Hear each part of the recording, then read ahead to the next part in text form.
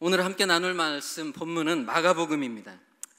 제가 마가복음을 택한 특별한 이유가 있어서가 아니라 제가 요즘 연구하고 묵상하는 본문이 바로 이 마가복음이기 때문에 순서상 제가 이렇게 오늘 본문 말씀을 택하게 된 것뿐입니다. 여러분 오늘 보시면 읽어서 아시겠지만 침례 요한의 사역에 대해서 이렇게 기록되어 있는 말씀입니다. 그런데 여러분 침례 요한의 닉네임 무엇인지 아십니까? 엘리야입니다. 그죠? 엘리야. 예수님께서도 구약에서 예언된 엘리야가 침례 요한이다 이렇게 선언해 주셨습니다. 말라기 4장 5절의 말씀을 보면 보라 여호와의 크고 두려운 날이 이르기 전에 내가 선지 엘리야를 너에게 보내리니, 이 구약에 예언된 말씀을 마태복음 11장 14절에 예수님께서 이렇게 말씀하십니다. 만일 너희가 즐겨받을진대 오리라 한 엘리야가 곧 이 사람이니라. 바로 침례 요한을 두고 엘리야라고 이렇게 예수님께서 선언해 주셨습니다. 메시아가 오시기 전에 반드시 그 길을 예비할 엘리야가 올 텐데 그 엘리야가 바로 침례 요한이라고 말씀해 주고 있는 것입니다. 그래서 오늘 본문은 하나님의 아들 예수 그리스도의 복음이 본격적으로 시작되기 전에 그에 앞서 먼저 그 길을 예비할 사자 곧 엘리야가 올 것이라는 그 구약 예언이 성취되고 있는 그런 본문 말씀입니다. 본문 2절 3절은 말라기 3장 1절과 그리고 이사야 40장 3절의 말씀을 인용한 구절입니다. 우리 다시 한번 오늘 본문 2절과 3절을 함께 한 목소리로 읽어보겠습니다. 시작. 선지자 이사야의 글에 보라 내가 새 사자를 내 앞에 보내노니 저가 내 길을 예비하리라. 광야에 외치는 자의 소리가 있어 가로되 너희는 주의 길을 예비하라. 그의 첩경을 평탄케 하라. 기록된 것과 같이. 이 말씀이 구약에 이렇게 기록된 말씀이라는 거죠. 그렇다면 여러분 왜 침례 요한을 엘리야라고 이렇게 말씀하고 있는가? 그 이유는 첫 번째로 생활 방식이 침례 요한과 엘리야가 똑같았다는 것입니다. 생활 방식이 같았다는 것이죠. 침례 요한은 약대 털옷을 입고 허리에 가죽띠를 띠고 먹는 것은 메뚜기와 석청이었습니다. 야생에서 의식주를 해결해야만 하는 그야말로 고달픈 삶을 살았던 침례 요한이라고 말할 수 있습니다. 여러분 요즘이야 메뚜기가 별미지만 당시에는 정말 먹을 것이 없을 때 어쩔 수 없이 먹는 것이 바로 이 메뚜기라고 하는 것이죠. 그리고 석청은 들꿀인데 들꿀, 벌꿀입니다. 들에 있는 이 벌꿀, 요새 벌꿀이 이 몸에 좋다고 하지만 들에 있는 벌꿀을 먹기 위해서는 쉽지 않죠. 몸에 수십 방 이렇게 침을 쏘여 가면서 아픔 없이는 먹을 수 없는 것, 이게 야생에 있는 이 들꿀이라는 것입니다. 마가복음 1장 6절의 침례 요한의 이 생활 모습과 열왕기하 1장 8절의 엘리야의 생활 모습이 아주 유사한 점이 있습니다. 마가복음 1장 6절 요한은 약대털을 입고 허리에 가죽띠를 띠고 메뚜기와 석청을 먹었더라. 열왕기하 1장 8절에는 저희가 대답하되 그는 털이 많은 사람인데 허리에 가죽띠를 띠었더니 왕이 가로되 그는 디셉 사람 엘리야로다. 침례 요한이 엘리야라는 것을 알리기 위해서 엘리야와 같은 의식주 생활을 지금 했던 것입니다. 이 모습이 엘리야를 연상케 했던, 당시에 많은 유대인의 사람들이 메시아를 고대하고 있던 그 사람들이 이제 그에 앞서 올 엘리야가 누구인가를 주목하며 기다리고 있을 때 침례 요한이 바로 그 엘리야와 같은 생활 방식으로 선지자로 찾아왔던 그런 상황이었던 것입니다. 바로 구약에서 예언했던 그 엘리야가 바로 침례 요한이라는 것을 지금 증거해 주고 있는 것이죠. 두 번째로 침례 요한을 엘리야라고 말하는 두 번째 이유는 이들의 생활 방식만이 유사한 것이 아니라 범죄한 이스라엘 백성을 하나님께로 돌이키고자 했던 그의 사역의 유사점이라는 것입니다. 엘리야가 범죄한 이스라엘 백성을 하나님께로 돌이키는 사역을 했듯이 침례 요한도 범죄한 백성들을 하나님께로 돌이키고자 했던 사역을 했던 것이었습니다. 여러분 엘리야가 누구입니까? 하늘의 능력을 덧입어서 우상 숭배하는 이스라엘 백성들을 돌이키고자 거침없이 싸웠던 그런 능력의 선지자였습니다. 갈멜산에서 바알 선지자와 아세라 선지자 850명을 전멸시켜서 하나님을 증명했던 사람, 그가 바로 엘리야였습니다. 침례 요한의 메시지도 거침이 없었고 도전적이었으며 아주 강력했습니다. 마태복음 3장 7절에 요한이 많은 바리새인과 사두개인이 침례 베푸는 데 오는 것을 보고 이르되 독사의 자식들아, 누가 너희를 가르쳐 임박한 진노를 피하라 하더냐. 거침없고 아주 강력한 메시지를 전해주고 있는 침례 요한의 사역이었던 것입니다. 그리고 엘리야는 죽음을 보지 않고 승천했기 때문에 그가 선지자의 대표로서 메시아가 오기 전에 다시 올 것으로 수많은 사람들은 고대하고 기대했던 것이죠. 이와 같은 이유로 구약에서 보내겠다 예언된 엘리야가 침례 요한으로 지금 성취되고 있는 것입니다. 여러분, 지금 말라기 선지자 이후 신구약 중간기 400년 동안은 그야말로 암흑기였습니다. 선지자가 없었고 더 이상 선지자들을 통해서 하나님의 말씀이 선포되지 못하고 있기 때문에 암흑기였다는 것입니다. 그래서 흑암 중에 있는 백성들을 위해서 그 약속하신 메시아가 오셔야 했고, 메시아가 오시기 전에 반드시 엘리야가 먼저 와서 강력한 메시지를 통해서 백성을 돌이키고 준비시켜야 했던 것, 바로 침례 요한이 백성을 준비시키는 그 사역을 했던 것입니다.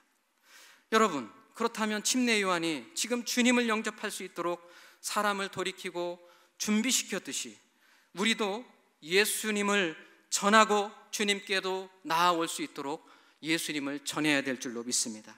암흑과도 같은 이 시대에 우리가 회개의 침례를 전하고 다시 오실 재림 예수를 맞이할 수 있도록 준비하는 침례 요한과 같은 사명을 감당해야 되는 것입니다.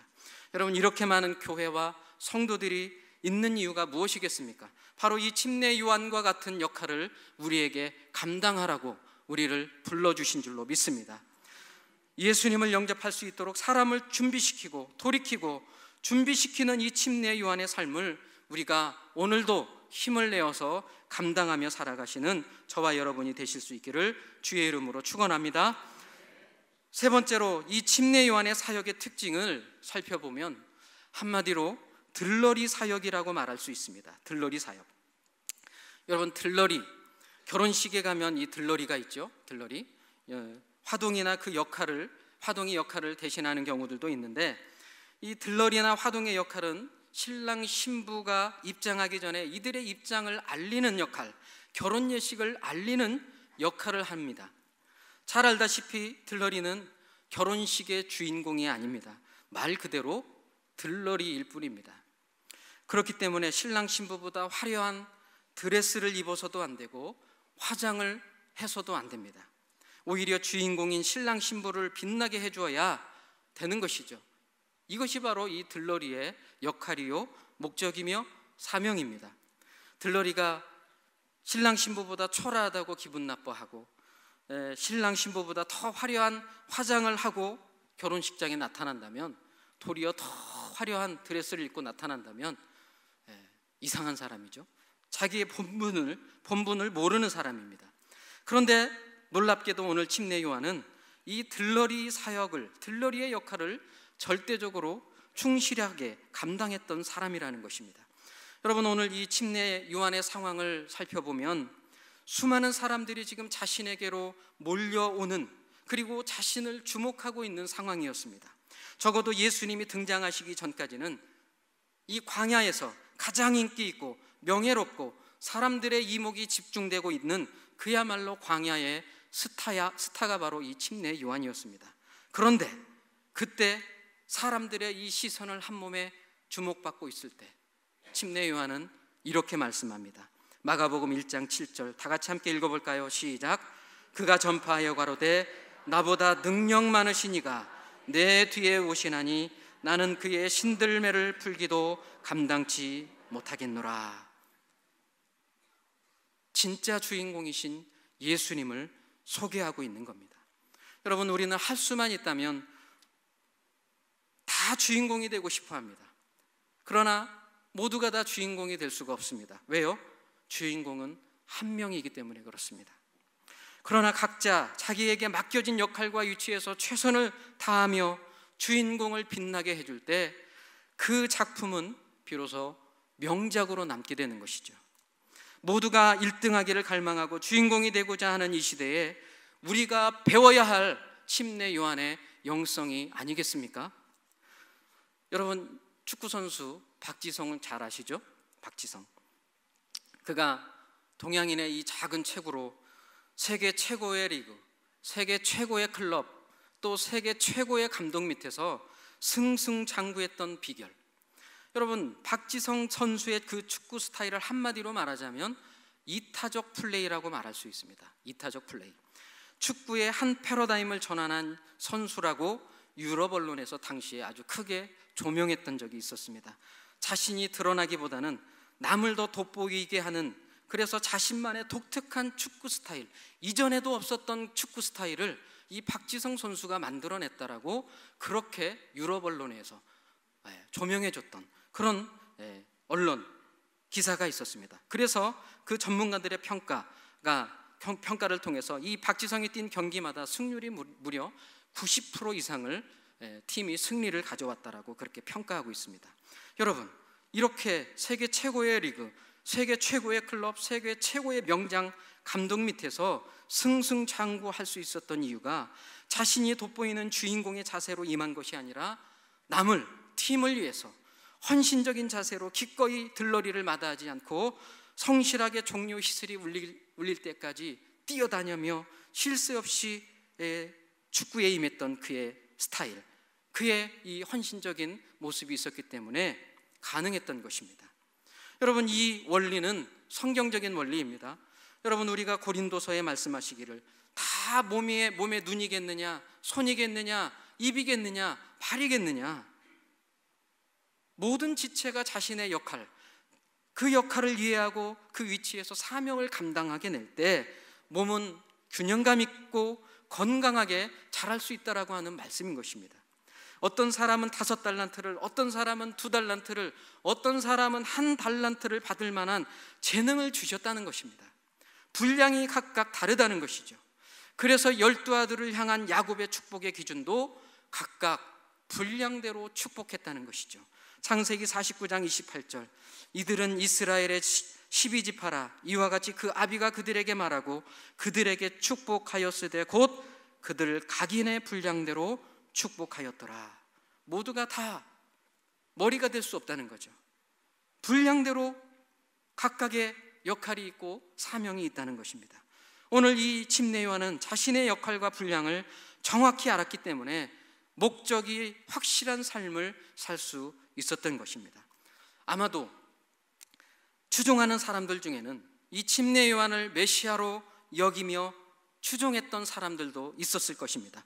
그래서 마음만 잘못 먹으면 얼마든지 추종하는 이 군중들을 움직여서 자신의 영광을 드높이고자 할 수 있었던 그런 위치에 있었던 사람이 다름 아닌 이 침례 요한이었다는 것입니다. 그러나 침례 요한은 단 한 번도 자신이 주인공이라고 말하지 않고 자신의 영광을 위해서 일했던 적이 없었습니다.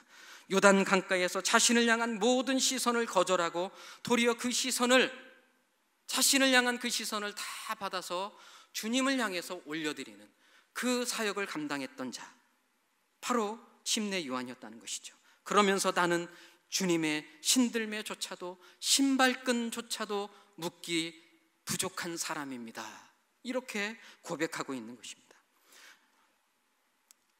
왜 그랬다고요? 예수님 때문에. 모든 것을 다 할 수 있었음에도 예수님 때문에 그렇게 하지 않았던 것. 모든 영광을 뒤로하고 예수님을 소개하며 예수님 뒤로 숨는 모습, 우리가 본받아야 될 오늘의 영성이라고 저는 믿습니다. 물론 어떤 일을 할 때 그것이 주를 위한 것이라면 우리가 목숨 바쳐 주의 일을 감당해야 됩니다. 그러나 주를 위한 것이 아니라면 도리어 멈추는 것이 필요한 것입니다. 우리가 그리스도 때문에 절제하고 인내하는 것은 어떤 면에서는 주를 위해서 일하는 것만큼 중요하고도 귀한 일이라고 저는 믿습니다. 그래서 요한복음 3장 30절에 침례 요한은 고백합니다. 그는 흥하여야 하겠고 나는 쇠하여야 하리라. 주님을 높이고 있는 이 침례 요한의 모습인 겁니다. 주인공이신 주님을 소개하고 주님께 영광 돌리는 우리 모두가 되시기를 축원합니다. 세상의 헛된 영광보다 하나님의 집에 문지기로 사는 것이 더 귀하고 좋은 줄로 믿습니다. 들러리의 영광과 기쁨도 주어진다는 사실을 기억하시면서 오늘도 기꺼이 이 침례 요한의 영성으로 살아가시기를 주님의 이름으로 축원합니다. 또 한 가지 여기에서 주목할 것이 있습니다. 침례 요한의 사역 장소인 광야입니다. 광야. 마가복음 1장 3절 4절을 다시 한번 보게 되면 광야에 외치는 자의 소리가 있어 침례 요한이 이르러 광야에서 죄사함을 받게 하는 회개의 침례를 전파하니. 그의 사역의 장소가 어디라고요? 광야입니다. 광야. 여러분, 침례 요한의 사역 장소를 지금 우리가 주목해 볼 필요가 있습니다. 왜 하필 그의 활동 무대가 광야인가? 광야.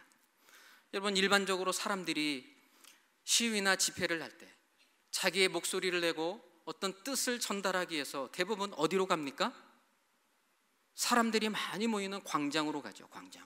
오늘날로 말하면 시청 광장이나 광화문 광장이나 대부분 보면 엄청난 인파들이 거기에 몰려드는 게 보게 됩니다. 왜 거기에 갈까요? 자기의 목소리를 내려고, 어떤 뜻을 드러내려고 그리로 갑니다. 왜? 사람들이 많이 모일 수 있기 때문에. 그런데 왜 하필 오늘 이 침례 요한은 황폐한 광야로 나가고 있는가? 침례 요한이 지금 장소를 잘못 선택한 것은 아닌가요?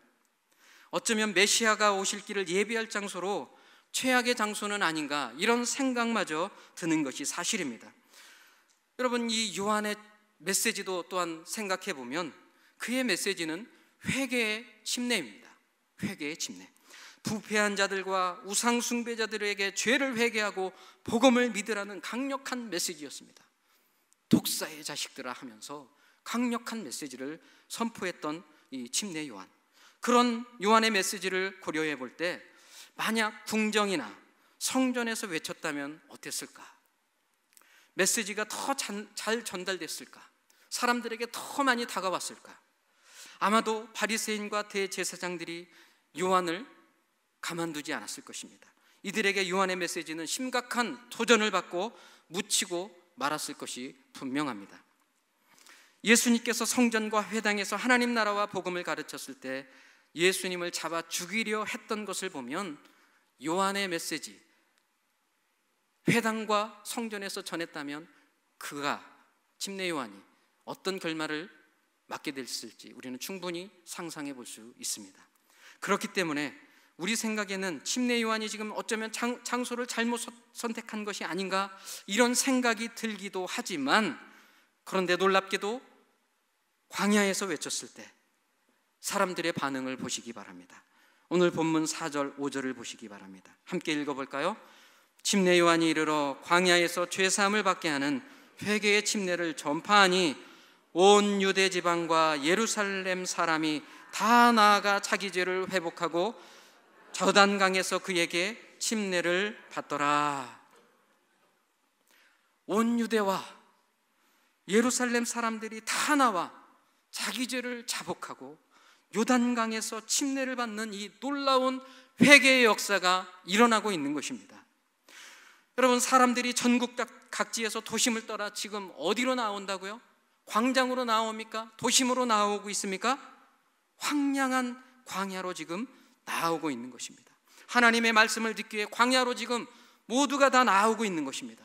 아모스 선지자가 선포한 대로 주 여호와께서 가라사대 보라 날이 이를지라 내가 기근을 땅에 보내리니 양식이 없어 주림이 아니며 물이 없어 가람이 아니요 여호와의 말씀을 듣지 못한 기갈이라. 하나님 말씀을 듣고자 선포된 그 진리의 말씀에 허덕였던, 그 400년 동안 허덕였던 그 사람들, 그 하나님의 말씀을 듣기 위해 나오고 있는 것입니다. 여러분, 아무리 멀리 있어도 초라해 보여도 하나님께서 세우신 주의 종에 통하여서 진리의 말씀이 선포되는 곳에는 하나님의 백성은 몰려드는 줄로 믿습니다. 작고 초라한 개척교회라 할지라도 하나님의 진리의 말씀이 선포된다면 사람들은 몰려드는 것입니다. 그래서 광야는 하나님의 백성을 부르는 장소이고 자기 백성과 자기 백성이 아닌 것을 구분짓는 곳이 바로 이 광야인 것입니다. 진리의 말씀을 듣고자 나오는 자는 하나님의 백성이지만 거절하는 자는 죄송하지만 하나님의 말씀이 아니라는 것입니다. 광야에 외치는 자의 소리가 있어 침례 요한의 모습조차도 보이지 않고 그가 전하는 회개의 메시지만 남아서 듣는 자들의 마음과 영혼을 깨워 복음을 받아들이게 했던 그의 메시지, 그것이 바로 광야였던 것입니다. 여러분, 광야에서 외칠 때 그 말씀을 듣기에 나오는 그 사람이 바로 하나님의 백성인 줄로 믿습니다. 요즘 우리 교회 주일 예배며 수요 예배며 또 금요 성령 집회에 참 앉을 자리가 없을 정도로 많은 성도님들 또 사람들이 몰려드는데, 저는 우리 교회가 이 광야교회의 사명을 감당하고 있다고 믿습니다. 여러분, 더 많이 이 광야교회를 감당하실 수 있도록 우리가 준비하고 또 깨어 기도해야 될 줄로 믿습니다. 여러분, 이 광야교회, 이 광야, 바로 이 광야는 모세를 40년간 준비시켰던 곳이고 출애굽했던 이스라엘 백성들이 40년간 훈련되었던 곳이 바로 이 광야입니다. 그래서 신명기 32장 10절에는 여호와께서 그를 황무지에서 짐승에 부르짖는 광야에서 만나시고 호위하시며 보호하시며 자기 눈동자같이 지키셨도다. 자기 백성을 만나는 곳, 그곳이 바로 광야입니다. 또 오늘 본문에 이어지는 마가복음 1장 12, 13절에서도 보면 성령이 곧 예수를 광야로 몰아내시니라. 광야에서 40일을 계셔서 사단에게 시험을 받으시며 들짐승과 함께 계시니 천사들이 수종들더라. 예수님께서도 공생의 사역을 시작하시기 전에 광야에서 시험을 이기시고 모든 공생의 사역을 준비하고 마치셨던 그런 곳이 바로 이 광야였다는 것입니다. 여러분, 광야는 아무것도 없습니다. 굶주린 짐승과 독사와 전갈, 위험만이 존재하는 곳이 바로 광야입니다. 이런 환경에서 외치는 자의 모습도 온데간데 보이지 않고 오직 그가 전하는 메시지, 오직 주님만을 드러내는 그의 메시지, 그 복음의 메시지만 남아서 사람들의 영혼을 살리고 마음에 굳은 마음을 깨웠던 그것이 바로 이 광야라는 것입니다. 그렇다면 여러분, 우리에게 이 광야는 어디일까요? 우리가 사는 이 강남 땅이 광야이겠습니까? 저는 이 광야가 주는 의미를 이렇게 부여하고 싶습니다. 각자 우리에게 부르심의 자리는 다르지만 여러분, 가난이든 부요함이든 부르신 그 자리가 바로 광야로 살아가야 될 줄로 믿습니다. 가난의 광야를 지나보지 않고는 우리에게 맡겨준 이 사명을 제대로 감당할 수 없다라고 말합니다. 그 가난의 광야를 지날 때만이 만나시고 공급하시는 하나님을 경험할 수 있고 그 길을 지나면서 하나님을 의지하는 법을 배워갈 수 있는 곳이 가난의 광야입니다. 힘들지만 우리에게 유익이 있는 것입니다. 이것이 가난의 광야입니다. 그러나 부요함의 광야도 있습니다. 모든 것이 넉넉할 때 그때 찾아오는 것은 바로 영적인 나태함입니다. 그 나태함이 찾아올 때 그 부요함과 풍요로움에 순응하면 돌이키기 어렵지만 부요함 속에서도 자신의 부르심의 목적과 사명을 지키기 위해서 몸부림치며 치열한 영적인 싸움을 하는 것, 이것이 바로 부요함의 광야를 걷는 자의 모습인 줄로 믿습니다. 여러분, 가난의 광야든지 부요함의 광야든지 우리는 저마다 자리가 다 다릅니다. 그러나 그 주어진 상황과 부르심의 자리는 다를지라도 그것을 광야로 삼고 하나님을 만나고 하나님의 백성으로 나아가는 그 광야로 삼는 우리의 믿음의 여정이 되시기를 축원합니다. 여러분, 우리 교회도 지난 42년 동안 이곳 강남 땅에서 이 광야의 역할을 감당해 왔다고 믿습니다. 성령의 뜨거운 역사가 있었고 진리의 말씀이 선포된 곳, 그곳이 바로 우리 이 강남중앙 침례교회의 역사입니다. 이제 우리 교회는 최병락 담임 목사님을 모시고 성령의 뜨거운 역사와 진리의 말씀이 선포되는 이 광야교회의 사명을 더욱 힘있게 감당해야 될 줄로 믿습니다. 이를 위해서 우리 성도들이 더욱 깨어 광야의 삶을 살아가시기를 축원합니다. 그래서 우리 교회가 침례 요한과 같은 말씀의 종들이 많이 나오고 말씀의 성도들이 많이 나와서 진리가 선포되는 교회, 성령의 뜨거운 역사가 있는 교회, 사람들이를 돌이키고 준비시켜 칭찬과 명성을 얻는 교회가 되어야 될 줄로 믿습니다.